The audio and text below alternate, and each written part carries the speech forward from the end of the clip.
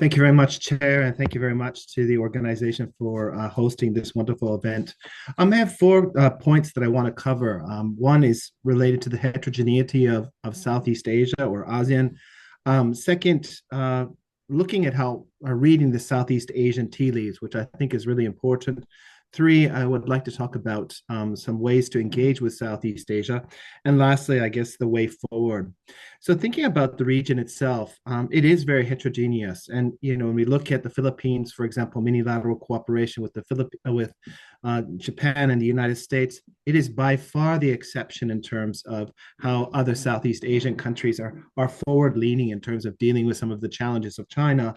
And then we see Vietnam, as Bill touched upon, at the same time resisting China's South China Sea expansion, at the same time engaging with Xi Jinping in January 2024 with a state visit.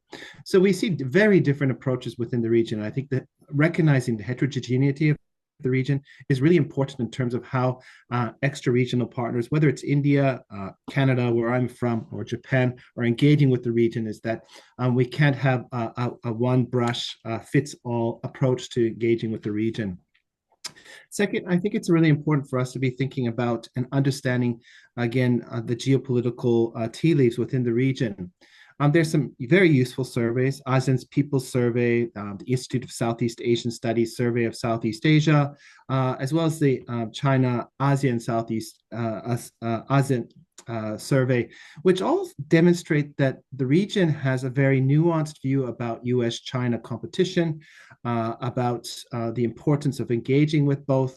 And I think when we drill down into each of these surveys, what we see is that these countries look for their economic lifeline to China, but without a doubt, they want to anchor the United States within the region, and they have different degrees of support for some of the new minilateral partnerships that have emerged, whether it's the Quadrilateral Security Dialogue, the minilateral partnership that was signed between Washington, Manila, and Tokyo in May 2024, or the recent Squad activities that Southeast Asian countries are looking for the United States to be anchored into the region. They are also leaning, in my view, towards a stronger anchored US within the region. And here again, I'd like to go back to Bill's point with Vietnam. Before Vietnam welcomed Xi Jinping to Hanoi back in January, it welcomed the vice president of the United States. It welcomed the president. They set up a center of disease control. They signed Vietnam EU free trade agreement. They're very, very active in building a balancing structure to be able to engage with China with a position of strength. So again, I think as we look through the region, it's important for us to be able to understand that each country within the region has very different understandings of the importance of China, the importance of the United States, how they lean towards different extra-regional partners, and how they continue to try and build extra-regional balancing structures within the region to ensure that they have the maximum amount of strategic autonomy. Third, I think it's important for us to look at how countries are engaging with Southeast Asia, and it is a multilateral, multi-level engagement. They continue to pay respect towards ASEAN centrality, moving forward with the so-called ASEAN consensus-based decision-making. But at the same time, they're very, very, very realistic about the problems with ASEAN centrality or ASEAN consensus-based decision-making. And this is why we've seen the emergence of minilateral partnerships within the region. Minilateral partnerships are regionally focused. They're functional cooperation that are meant to tackle a specific problem. In some ways, it's burden sharing to ensure that the United States doesn't have to manage the whole region. That's no longer possible. The same way, there's more realistic understanding that to deal with challenges, for example, in the so-called East Filipino Sea, likely you're going to need a minilateral partnership focuses specifically on that. We also see minilateral partnerships not only focus on maritime initiatives, but focusing on infrastructure and connectivity, focusing on technology, and focusing on security. And I encourage you to look at the Philippines, US, Japan joint statement that was released in May 2024 as evidence of that. So many-lateral partnerships are really emerging, and they're going to continue to emerge, and we're going to see new formulas emerge to deal with some of the challenges within the Southeast Asia. And I'm going to come back to that at the end. Lastly, and I think importantly, we continue to see strong bilateral engagement with each country within the region. Japan, where I'm usually situated, is an excellent example of that, providing ODA and FDI to countries like the Philippines, Indonesia, Vietnam, to help build an alternative supply chain and production network. I didn't say decouple, but an alternative one to start to build a more selective but diversified set of supply chains throughout Southeast Asia and eventually to India. This is meant to deleverage some of the vulnerabilities associated with the supply chain being over-concentrated in China. So bilateral engagement is also very important. Moving forward, I think as we think about how to engage with Southeast Asia, I think it's really critical that we look to key partners.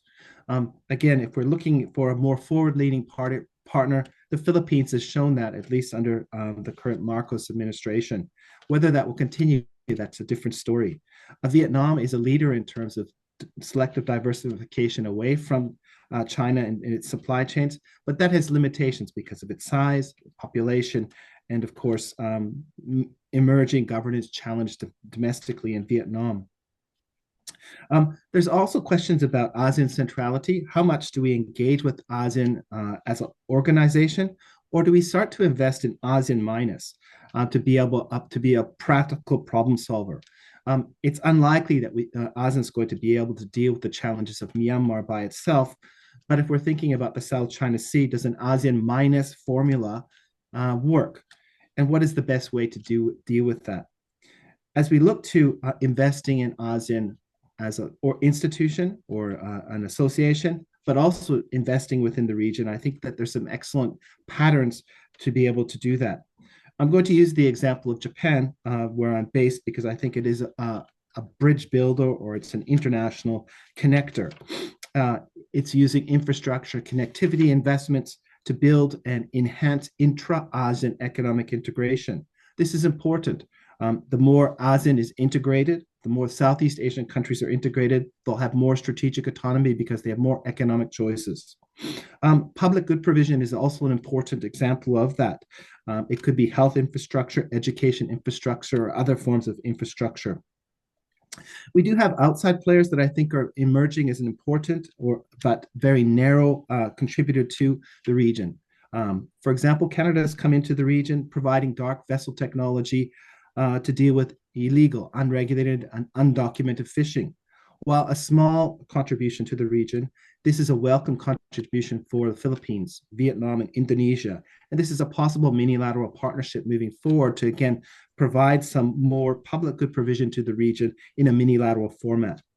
The EU, India, Australia all have an opportunity to engage in the mini-lateral partnerships that are emerging within the region to help stabilize issues, to help strengthen cooperation within the region, but again, deal with the challenges that Southeast Asian countries are facing: development, security, and sustainable economic development. I'll stop there. Thank you.